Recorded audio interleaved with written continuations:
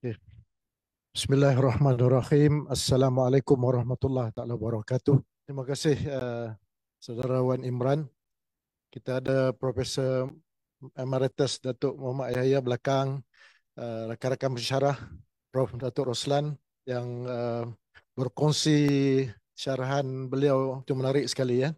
Jadi saya ni kira back to basic lah, dan kami Prof Roslan dari fizik dan saya dari bahan. Jadi saya bercakap pada pagi ini bahan saja, dan oleh kerana kajian saya ini melibatkan banyak jenis bahan. Jadi yang terkini saya terlibat dalam bahan penghasilan fuel cell.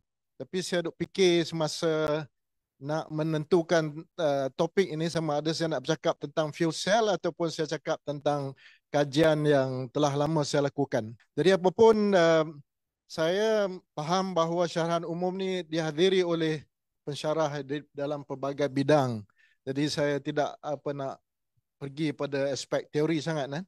Jadi saya pergi pada umum macam syarahan perdana dahululah. Saya ingin membicarakan satu persoalan, iaitu berkenaan dengan biokomposit berbusa berasaskan polimer kita semula, penyediaan, pencirian dan juga potensi kegunaan. Secara umumnya saya akan melihat dalam beberapa aspek. Pertamanya adalah sedikit pengenalan konsep pembangunan lestari ataupun Sustainable Development Goal, motivasi penyelidikan biokomposit di UKM, penyelidikan biokomposit busa di UKM, kegunaan bahan komposit di Malaysia, kesimpulan dan juga sedikit penghargaan. Kalau kita lihat bahawa bahan sendirian, jadi Prof Datuk Roslan membicarakan soal superconductors. Jadi kita dulu belajar semiconductors, kemudian kita pergi ke superconductors. Tetapi kalau saya dalam konteks bahan ni, saya melihat bahawa mungkin apa yang saya akan bicarakan pada pagi ini tak boleh demonstrate macam Prof Roslan oleh kerana limitation punya efek dalam superconductors. Tapi ini bahan ni adalah bahan pepejal yang tak boleh bergerak tetapi digerakkan oleh manusia sebenarnya. Kalau kita lihat bahawa evolusi dalam bahan ini berkembang begitu pesat sekali ya, sehingga dalam konteks hari ini apa yang dibicarakan oleh Prof Datuk Roslan tadi, so dia berkembang mengikut fasa dan tahun. Jadi sebab itulah pada hari ini kita membicarakan soal bahan termaju dan bahan berfungsian.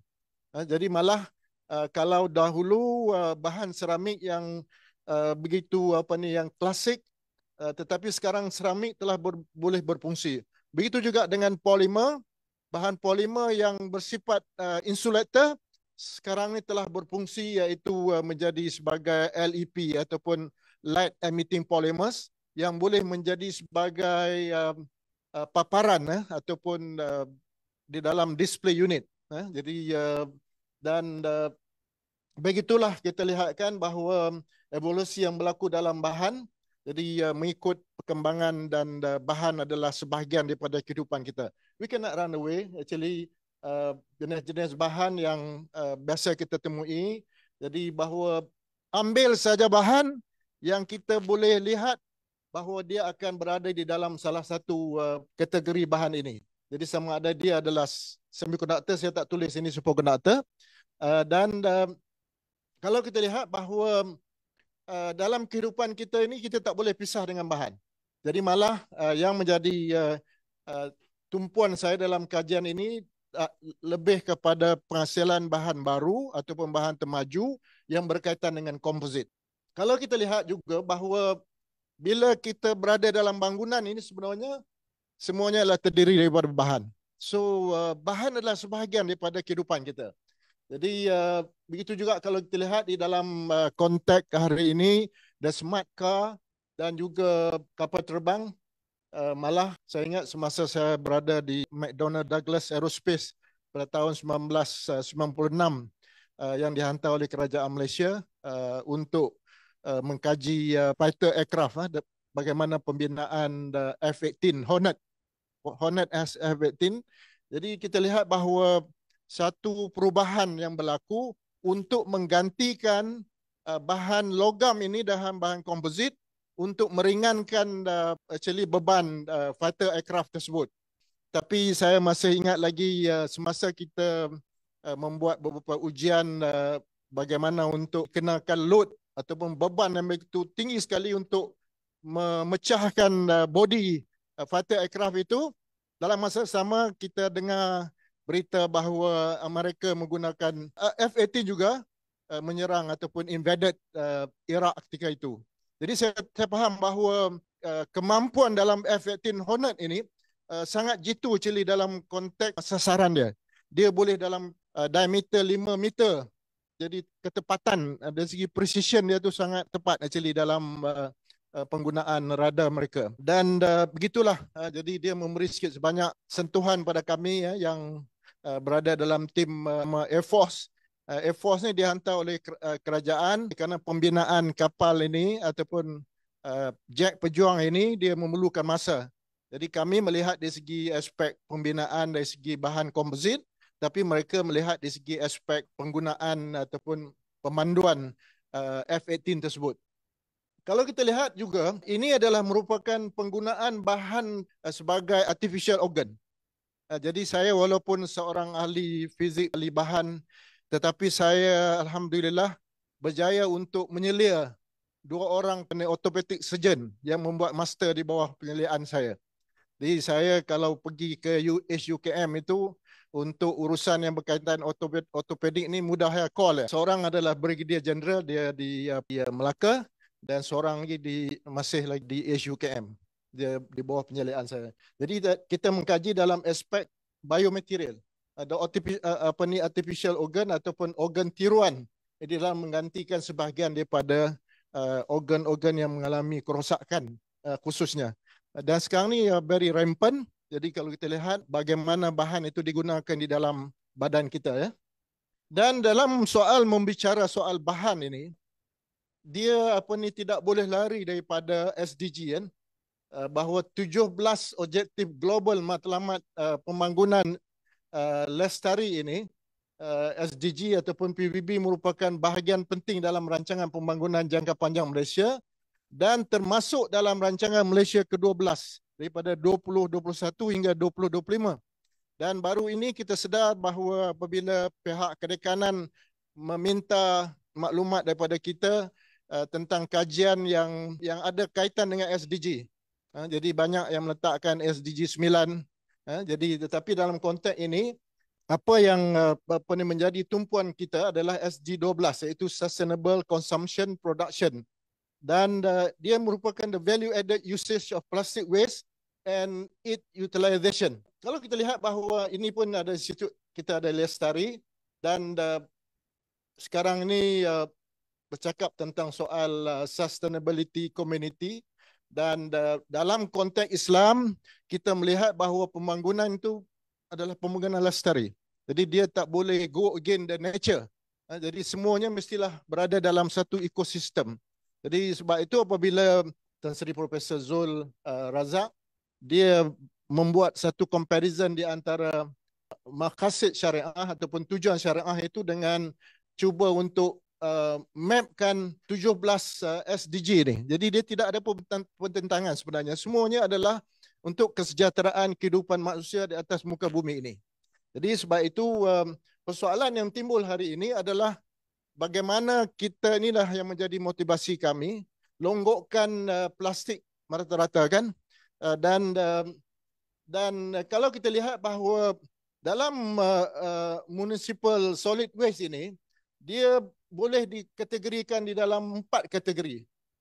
Pertamanya adalah tentang air pollution, biological pollutant, soil pollutant dan juga water pollutant. Jadi yang menjadi masalah utama sekarang ini adalah microplastik. Jadi saya juga ada membincangkan perkara ini dengan Dr. Izzat. Kami ada memohon satu grant sebenarnya untuk melihat di segi kesan mikroplastik kepada kehidupan laut. Dan sudah tentu dia memberi kesan kepada kesihatan. Jadi ini adalah dan the ideal waste management dalam penggunaan bagaimana kita nak uruskan waste ini. Jadi kalau kita lihat di sini dia bermula daripada customized and robust handling, kemudian lowest possible load on the environment, less impact on city, maximum of resource recovery from the waste. Jadi inilah yang di antara lain menjadi motivasi kami untuk menggunakan bahan kita semula dan proper actuarial waste collection and treatment facilities dan economically acceptable, dan finally dia mesti ada satu sistem ataupun dikatakan integrated waste management.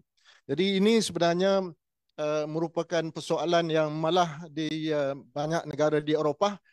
Perkara ini juga menjadi satu isu utama dan juga di negara China kan.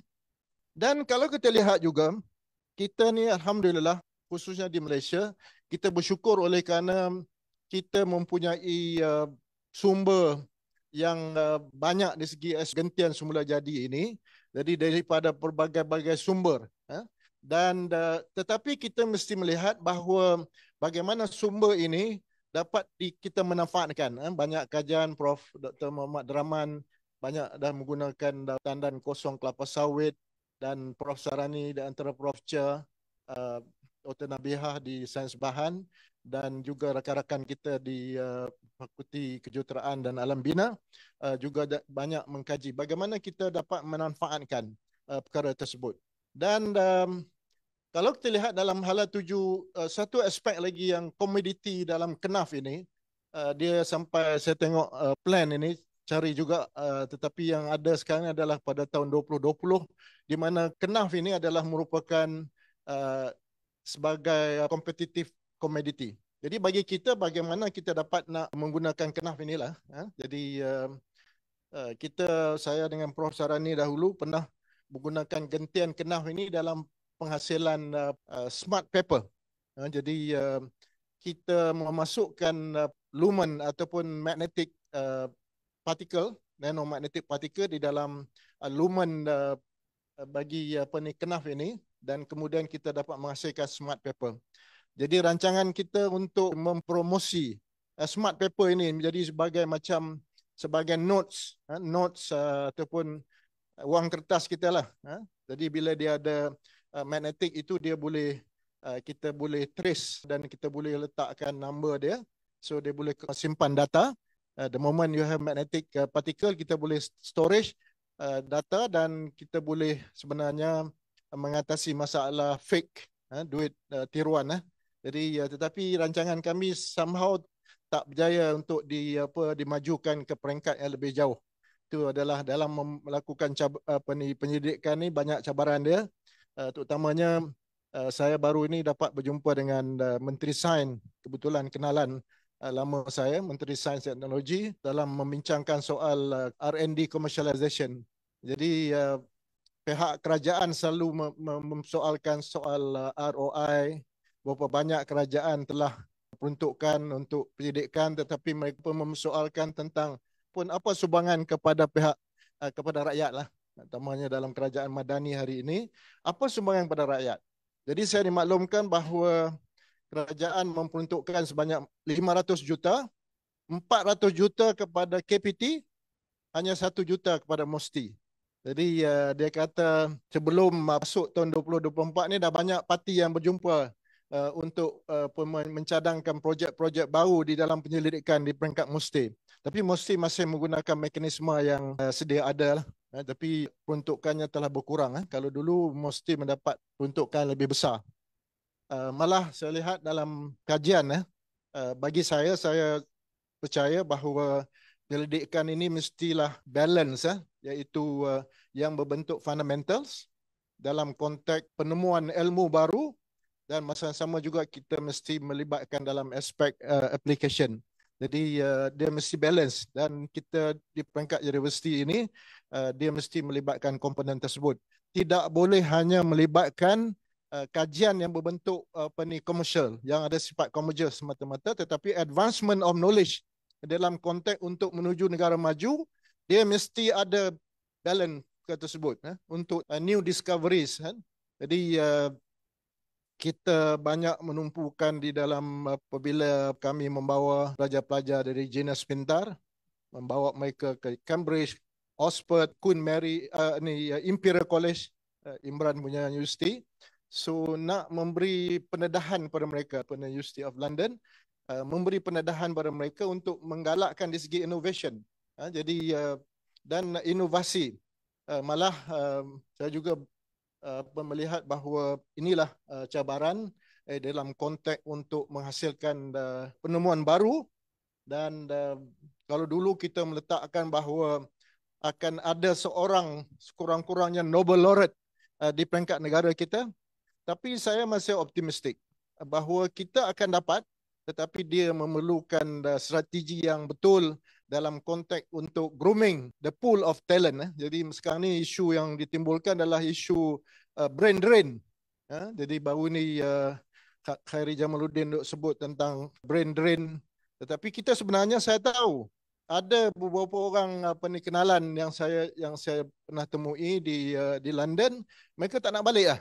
Jadi dan saya kalau terlihat bahawa Abdul Salam sendiri dan juga Zuhair, Muhammad Zuhair yang meninggal lah, kedua-duanya telah pun meninggal dunia, maka mereka tidak mendapat Nobel laureate itu di negara mereka sendiri, Mesir dan juga di Pakistan, tetapi mereka seorang di United Kingdom dan seorang di United States.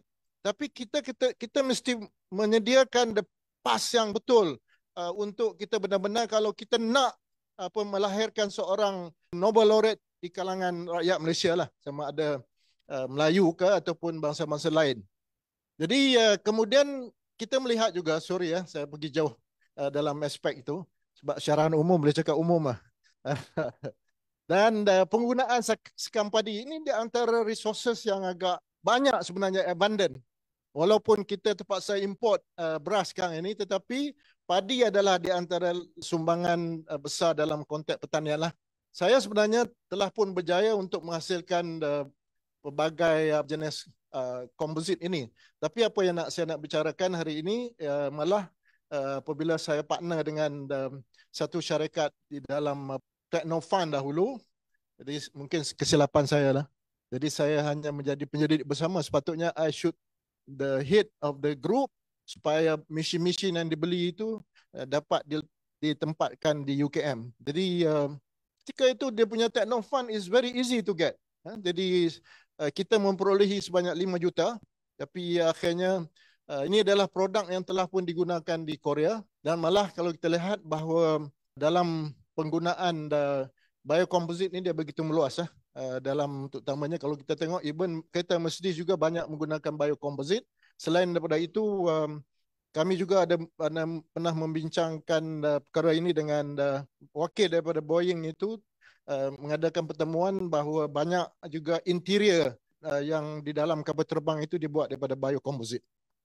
Salah satu adalah di segi dia punya berat lah, macam fighter aircraft tadi. Jadi bila dia menggunakan komposit, dia menggantikan logam, beratnya berkurang, maka penggunaan sumber tenaga fuel itu makin berkurang. Jadi di antara lain, tetapi maintain, mengekalkan di segi kekuatan. Dan kalau kita lihat di segi komposit sendiri, untuk kita tidak boleh lari daripada yang berteras ataupun berasaskan daripada logam, ceramik base, polimer, dan juga bahan yang digunakan, berbagai-bagai jenis bahan penguat yang digunakan untuk menguatkan bahan asas dalam logam tersebut. Kemudian timbulnya nanocomposite menggunakan pelbagai zarah, seperti nanotube karbon, nano zarah logam oksida, nano zarah tanah liat, grafin nanoplate, gentian nanoselula yang kami sedang gunakan sekarang ini. Jadi saya di dalam pembinaan busa biocomposite ini, saya mulakan dengan sistem pertama, iaitu menggunakan recycle high density polyethylene dan juga sekam padi. Jadi kita tahu bahawa sekam padi ini dia merupakan sisa pertanian, lapisan paling luar padi dan juga sangat liang ringan, alternatif pada kayu, gentian silola, mudah didapati, dan ini adalah merupakan sifat-sifat bagi sekam padi tersebut. Jadi ini adalah merupakan proses yang kita gunakan di dalam penghasilan komposit tersebut menggunakan mesin di bawah. Dan kita telah pun menerbit banyak kertas dari segi berbagai-bagai sudut, dari segi characterization dia, untuk recycle ini, influence of screw speed, effect of compatibilizer compounding method, dari segi extrusion parameters, kemudian juga dari segi effect of filler loading, water absorption, effect of polymer compatibility reinforcement, berbagai-bagai jenis, optimization of high filler loading. Jadi di dalam penghasilan ini kita menggunakan hampir 70% skam padi ini dan hanya 30% polimer. Ini di antara pencapaian sebenarnya high filler loading dan diterbitkan di dalam pelbagai jurnal. Juga kita kaji tentang antioksidan di dalam industrial crop and product, juga effect of content, kemudian treatment, dan ini di antara sifat-sifat yang kita perolehi. Dia sebenarnya salah satu motivasi kita adalah untuk menghasilkan biokomposit ini dia agak berat. Jadi untuk kita menghasilkan busa ini supaya dia dapat densitinya berkurang, dapat digunakan di dalam pelbagai inilah industri.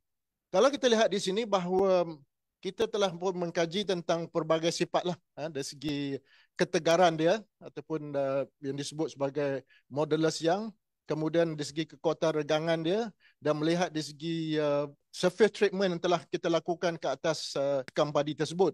Dan ini kita lihat bahawa dia walaupun kita lihat, inilah yang sebenarnya hasil yang kita perolehi, di mana dia memang mempunyai liang-liang tersebut. Dan dalam masa yang sama juga, apabila dia mempunyai liang-liang ini, maka dia mempunyai ketumpatannya jauh lebih rendah daripada apa yang ada untuk solid kan foam. Ini kita namakan sebagai biocomposite foam. Dan kita juga membuat beberapa analisis dan melihat bahawa daripada analisis tersebut, dengan kata error yang begitu rendah, memberikan kepada kita satu kebaikan lah. Dan kalau kita lihat di sini bahawa kalau tanpa busa mempunyai density yang agak tinggi, tetapi apabila kita menjadikan bahan biokomposit itu dalam bentuk porous, jadi maka dia density-nya berkurang. Jadi almost constant dengan kandungan skam padi. Sebelum ini kita menggunakan skam padi yang agak tinggi, tetapi dalam penghasilan busa ini kita mengurangkan kandungan skam padi tersebut. Dan begitu juga dengan kandungan kekuatan-kekuatan yang lain, we have to compromise lah. But dari segi dia punya stiffness ataupun yang modulus yang masih tinggi. Dan ini adalah kesan tentang sifat-sifat terma yang lain yang telah kita lakukan. Dan kita dapati bahawa di dalam biocomposite ni salah satu perkara yang agak penting adalah tentang water absorption. Jadi sejauh mana dia mampu untuk dia menyerap air. Oleh kerana air ini adalah merupakan enemy pada biocomposite. Dan kita dapati bahawa sebenarnya dia adalah within acceptable value. Jadi apabila kita bandingkan dia dengan standard yang ada pada industri, sebenarnya dia fall within a good actually acceptable value. Dan apa sumbangan dari segi penyelidikan kita dalam sistem pertama tadi, sudah tentu penggunaan RHDPE ini dan juga skam padi sebagai bahan mentah dalam penghasilan komposit ni kita boleh katakan waste to wealth. Jadi pengurangan pemusnahan hutan dan juga mengurangkan dari segi masalah pencemparan lah. Kemudian ini di antara sistem kedua, ini adalah merupakan kenaf dan ini gentian kenaf, dan dia mempunyai sifat-sifat yang menarik. Dalam kenaf ini masa penuaiannya hanyalah 4 bulan. Jadi bagaimana isu yang utamanya dalam tadi yang saya tunjukkan tadi, hala 7 kenaf sebagai kompetitif komoditi ini, bagaimana kita boleh utilize kenaf ini. Dan sekarang ni malah kita pun sedia maklum bahawa kenaf adalah merupakan tanaman yang ditanam di Kelantan menggantikan sebahagian daripada tembakau. So kita menggunakan recycle, dan juga dalam sistem ini adalah polylactic acid. Oleh kerana perkara yang penting di sini adalah bagaimana penghasilan biokomposit ini juga menjadi mesra alam. Dia boleh dispose dengan lebih cepat. Ini adalah merupakan bahan yang digunakan untuk penghasilan busa tersebut, dan kita juga telah membuat analisis tentang ketumpatannya. Jadi kita dapati bahawa ketumpatan bursa ini memenuhi ataupun expectation kita bahawa dia berkurang apabila dengan penambahan ini. Malah kalau kita lihat dari segi satu potensialnya adalah dalam penghasilan ceiling ini. Oleh kerana biocomposite ni dia ada special dan dari segi aspek insulation dia. Jadi dia boleh digunakan. Kita telah membuat pelbagai ujian dengan komposisi yang berlainan. Kalau tadi dalam sekam padi kita hanya menggunakan 30%, tetapi dalam konteks ini kenaf kita berjaya sampai hinggalah 40, 30 masih optimum, sama juga dengan sekam padi, tetapi dia boleh mengikut keperluan sifat komposit tersebut untuk keperluan kegunaan dia. Jadi kita juga melakukan ujian serapan air dan kita dapati bahawa dia penyerapan air yang kurang sebenarnya dan sangat memenuhi kriteria ataupun standard industrial standard dalam penghasilan biocomposite. Dan dalam peringkat seterusnya adalah kita menggabungkan PLA ini dengan RHDPE dan juga ini adalah anhydride polyethylene ini adalah sebagai bahan pengkumpulan dalam menghasilkan satu lekatan ataupun komposit yang lebih baik dari segi interfacial interaction di dalam sistem tersebut. Jadi kita dapati bahawa dia berbagai kombinasi yang telah kita jalankan dan kita dapati bahawa 70-30 ni masih still the best, the composition of 70-30 dalam penggunaan bahan polimer. Walaupun gabungannya adalah adunan, kita adunkan PLA dengan RHDPE dan PLA ini adalah dikatakan sebagai biopolymer ataupun green polymer yang mudah dikompos dan dengan RHDPE jadi akhirnya sebenarnya dia menjadi sebagai bahan yang bersifat mesra alam yang boleh dihancurkan, boleh bertindak dan kemudian dia boleh mudah lebih relai dibandingkan dengan polimer yang berasaskan petrokimia. Kita juga telah mengkaji pelbagai aspek oleh kerana biocomposite ini dia punya sifat lenturan dan juga hantaman ini adalah penting dalam penghasilan produk. Jadi it seems that dia adalah memenuhi daripada kita punya prediction lah. Dan begitu juga dengan serapan air dalam sistem yang tadi, gabungan ataupun adunan di antara PLA dengan HDPE ini.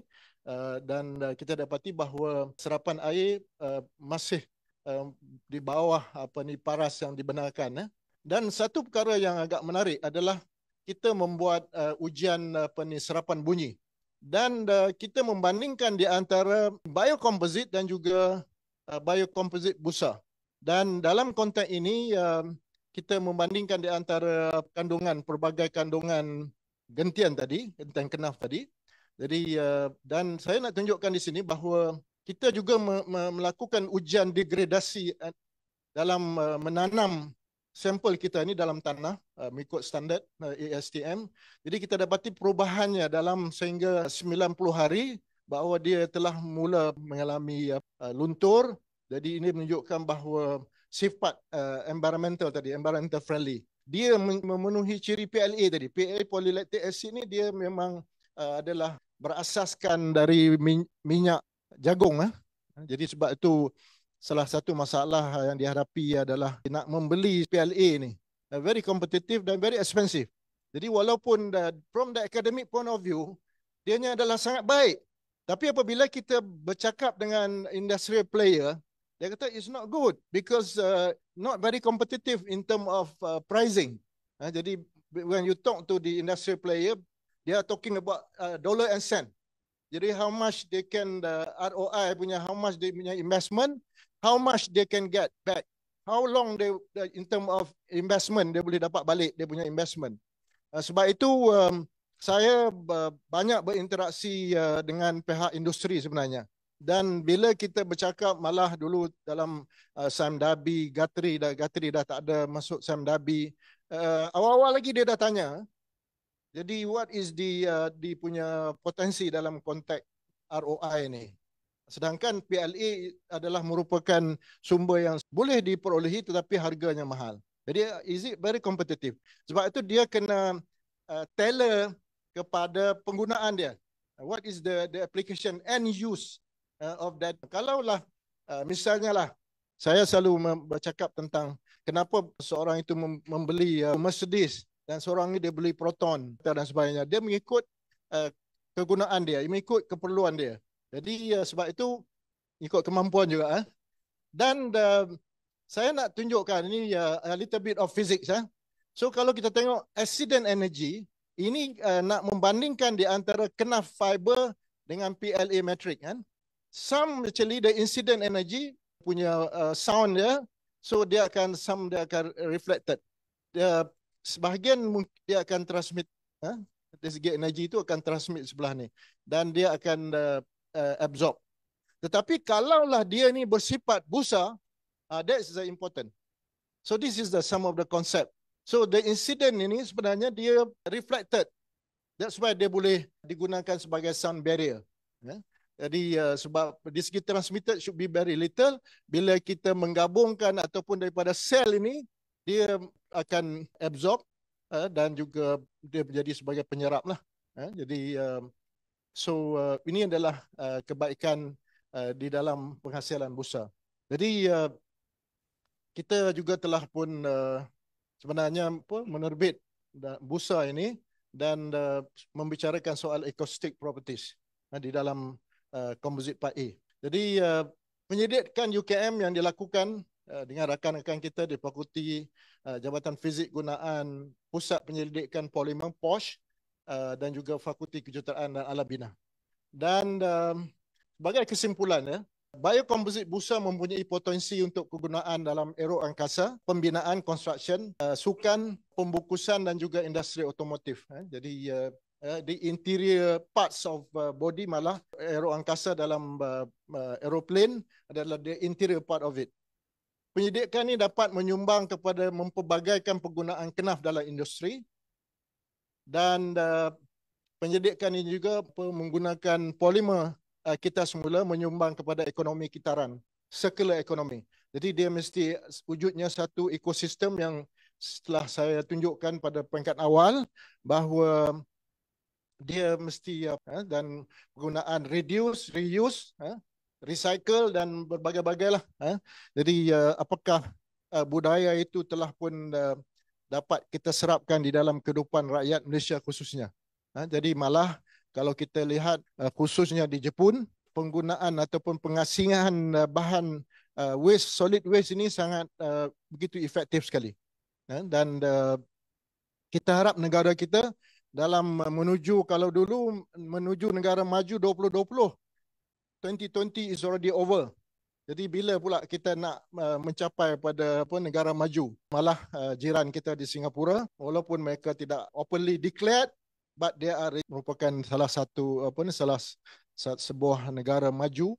Jadi dan kita harap the new target will be announced by our Prime Minister untuk menjadikan negara maju. Saya ingin mengucapkan khususnya kepada UKM, banyak geran KPT, FST, POSH. Saya bekerja dengan Profesor Dr. Abu Bakar Sulong, G. Hilang, Dr. Chan Roy Shen, Dr. Adilah Abu Hassan, Dr. Nishata Royan yang berada di Tellus University, Jabatan Fizik dengan pelbagai kemudahan. Sekian, terima kasih.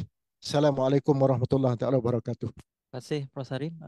Jadi Imran bukan orang bahan, tapi Imran perasan tadi Prof. Huslan dia punya talk dia banyak pasal sifat elektrik dan sifat magnet bahan.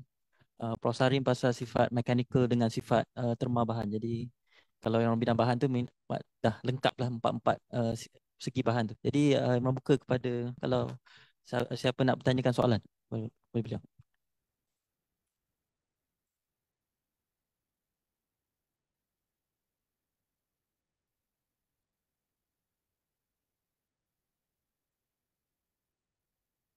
Masih gagah nampak. Tahniah. Saya bila sebut pasal biokomposit ni teringat pasal cabaran besar negara kita hadapi yang kita overlook sebenarnya tentang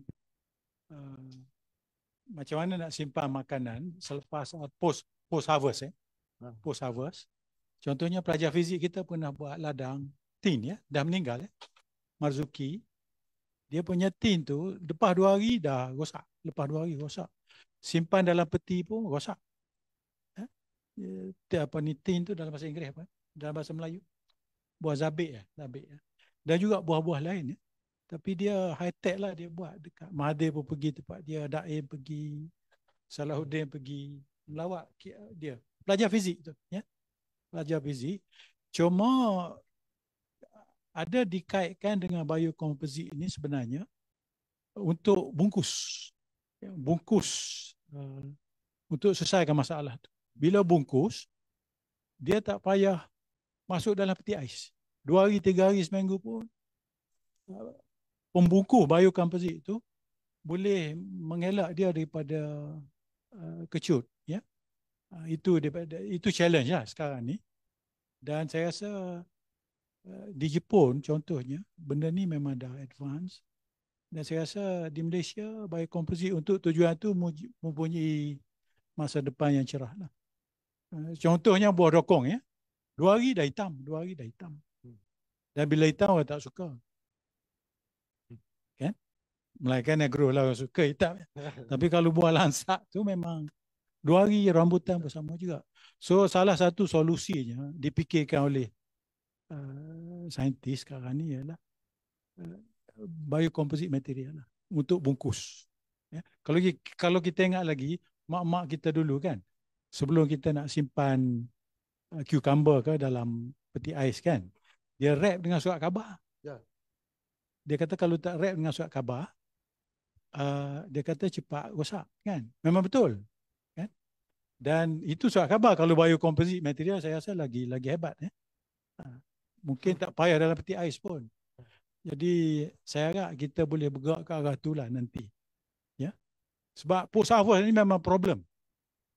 Kalau dalam bidang agriculture untuk simpan makan itu memang problem. Okey, itu sajalah. Ini tak perlu jawab lah. Muhammad Rahman banyak buat super kapasitan daripada tandang kosong kelapa sawit kan. So that's why kita nampak bahawa peluang negara kita ni sebuah negara yang sebenarnya yang mempunyai resources pelbagai kan. Jadi tetapi bagi pengurusan resources itu, kalau kita bandingkan negara di Timur Tengah yang sebenarnya padang pasir, negara yang mempunyai 4 musim, kita semua ada pengalaman kan berada di berbagai negara. We are actually mempunyai sumber yang pelbagai, semua ada. Cuma that's why kita sangat yakin bahawa jika negara kita diurus dengan baik, maka kita mampu untuk melangkah jauh ke depan lah. Jadi very competitive state dan juga ialah isu-isu alam sekitar ni adalah merupakan isu yang agak penting dan bagi saya melihat bahawa isu environment dalam solid waste ni jadi adalah satu cabaran kalau kita tidak uruskan dengan baik, jadi maka dia akan mendatangkan kesan yang begitu besar. Dia punya sifat civic minded kita ni belum, sebab tu kita kena didik generasi yang akan datang dan sebagainya, dididik agar dia mempunyai budaya macam bagaimana Jepun mendidik anak-anak mereka di tadika tadi, bagaimana nak collect sampah dan segregate sampah dan sebagainya. Jadi perkara tersebut perlu dipupuk. Dia tak boleh main terus boleh jadi kan. Dia memerlukan satu masa yang agak panjang. Tapi kita kena push bergerak ke arah tersebut lah. Kita yakin terutama dengan nilai-nilai Islam yang ada pada kita, bahawa itu juga menjadi pendorong untuk kita menjaga kebersihan dan menguruskan negara kita dengan lebih baik lah. Terima kasih. Prof, tadi bila saya tengok dari segi application dan saya juga buat a bit of Google lah, nak tengok apa benda sebenarnya ni. Saya dapati bahawa dari segi application, biocomposite ini dalam kes bidang Prof adalah lebih kepada benda yang bersifat aksesori lah. Kalau saya boleh simpulkan di sekadar the main objektif adalah untuk menggantikan penggunaan sumber jagung kepada penggunaan sumber yang bukan berasaskan makanan. Jadi kita tidak ada konflik antara makanan dan juga untuk kegunaan aksesori. Selain daripada kegunaan yang kalau dari segi teknologinya kita consider as relatively low, ada ataupun tidak kegunaan bahan biocomposite ini untuk teknologi yang lebih advance. Sebab mungkin kita boleh manfaatkan dia punya fracture toughness dia, kelenturan dia untuk kegunaan yang lebih advance lah, buat building ke, buat building yang anti gegaran dan sebagainya.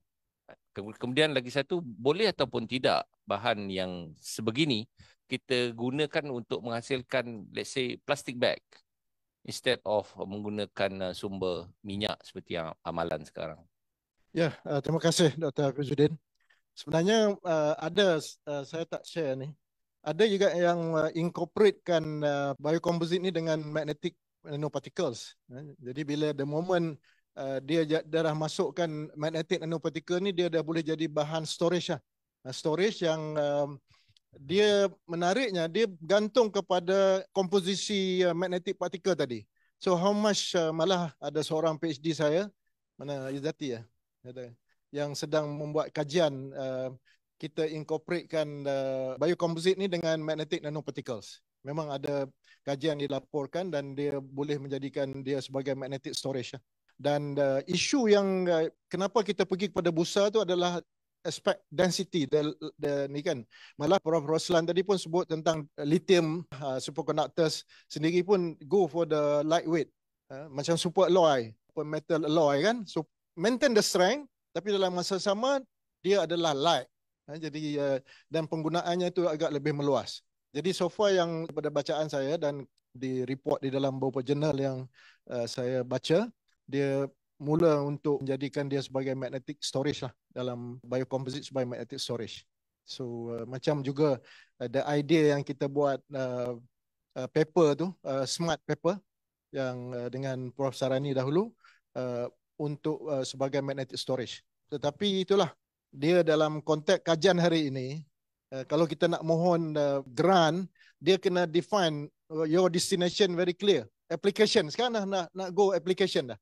Jadi sebab itu ini adalah di antara cabaran yang kita hadapi lah. So kita kena identify ada cabaran. Jadi malah mungkin ada lain yang penggunaan biocomposite yang lain. Tetapi kita juga dalam satu kajian, kita juga dah incorporatekan, saya tak report di sini, dengan nano clay just to improve. Tapi kita masih lagi to strike the balance between the density dengan dia punya modulus dia, basically the impact punya untuk certain application lah. Jadi you want a light material dalam masa sama, you light and strong, macam super alloy lah, light and strong. Tapi dalam masa sama jadi dalam konteks inilah you have to balance. That's why research all about. Jadi research ni bukan 1-2 hari punya kerja kan. Kadang-kadang pembuat polisi negara ni dia tak faham, dia ingat kita boleh macam jual goreng pisang lah kan. Hari ni kita invest, petang ni kita boleh dapat modal balik lah. Tapi dalam research ni you have to spend, dan malah macam Prof. Dr. Roslan kata, Korea punya investment in research adalah begitu tinggi sekali. Tapi saya dengar tak sampai 1 bilion pun. Baru 500 juta, setengah bilion yang untuk research. What do you expect actually? Jadi itulah yang kita rasa di antara perkara-perkara yang menjadi kekangan kita dah dalam untuk bergerak maju. Jadi banyak aspek. Namanya bahan-bahan yang kita perlu import daripada luar.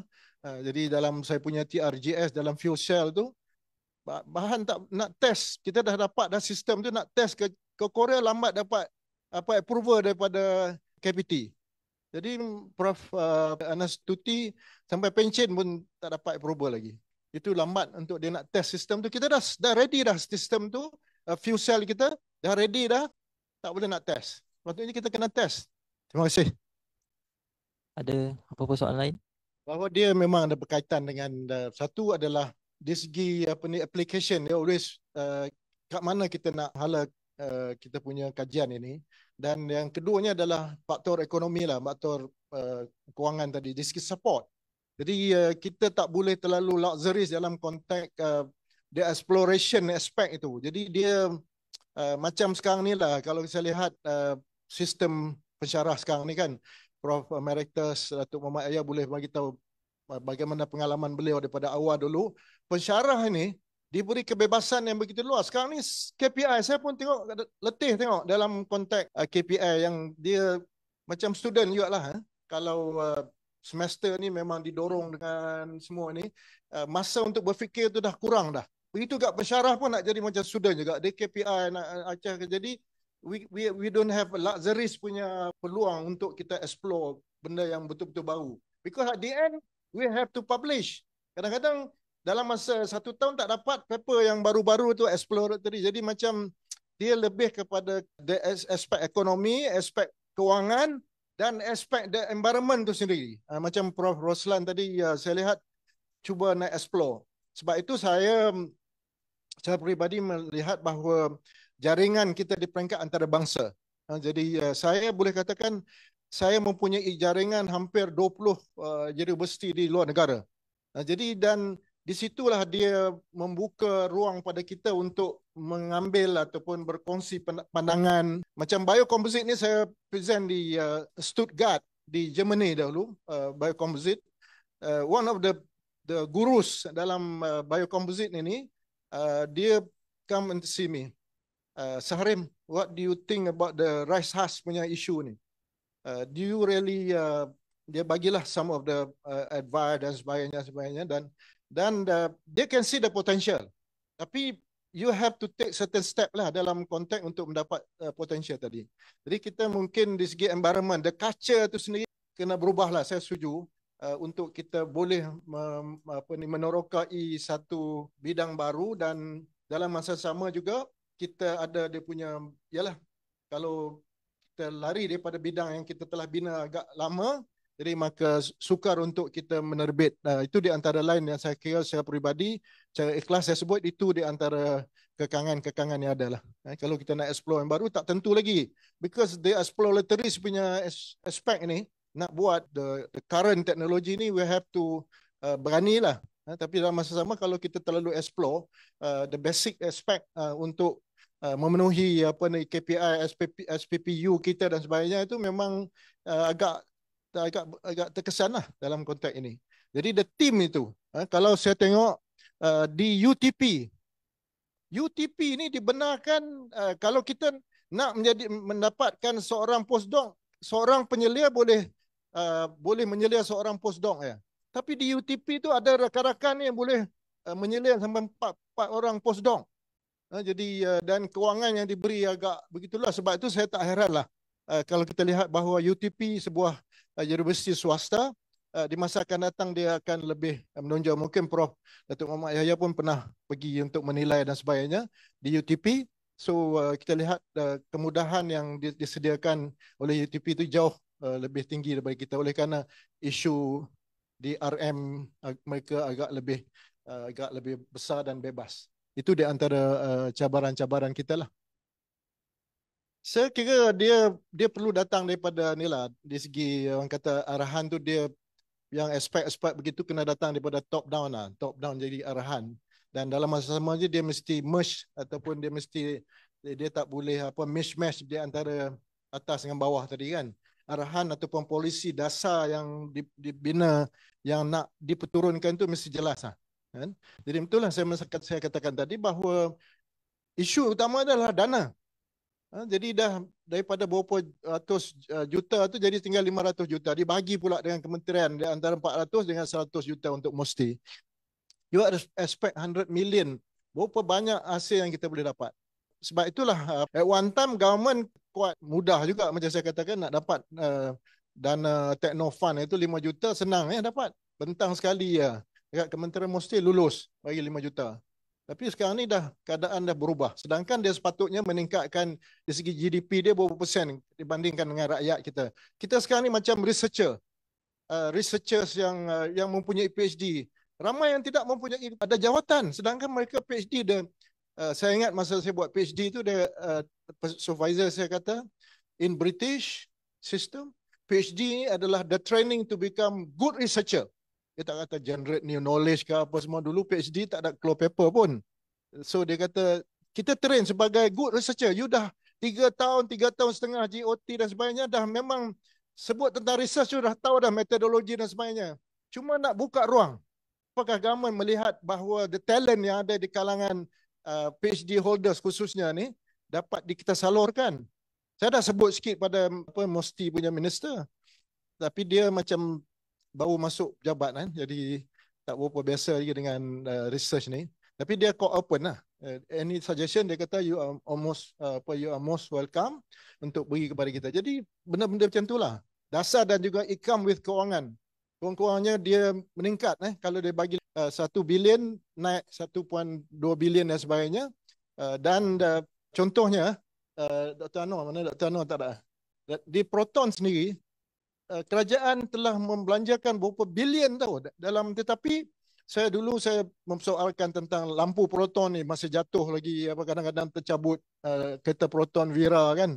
Jadi sedangkan research dah berapa bilion dah kerajaan spend. What's wrong with that?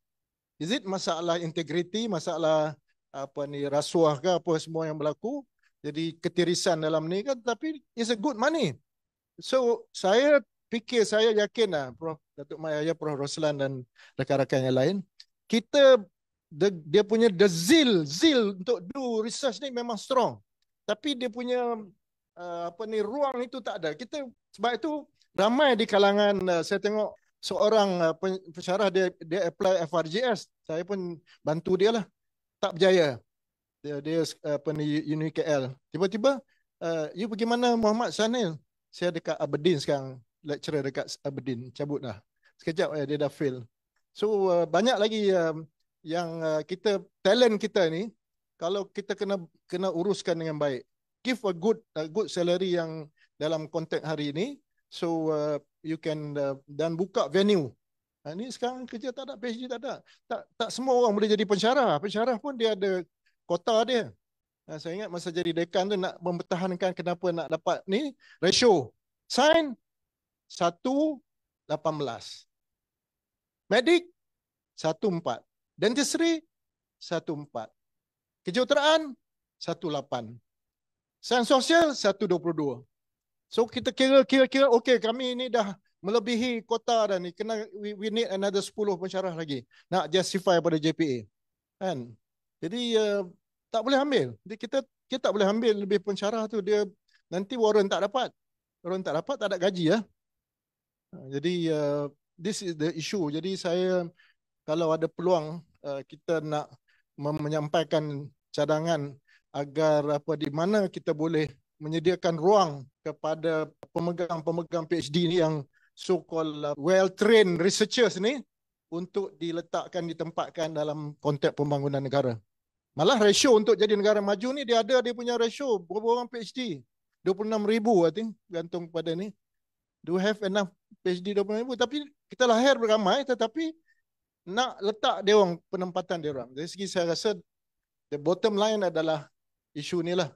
Kalau saya dapat berkesempatan untuk jumpa Rafizi, I will try to voice out. I will voice out banyak juga kawan-kawan yang jadi minister ni.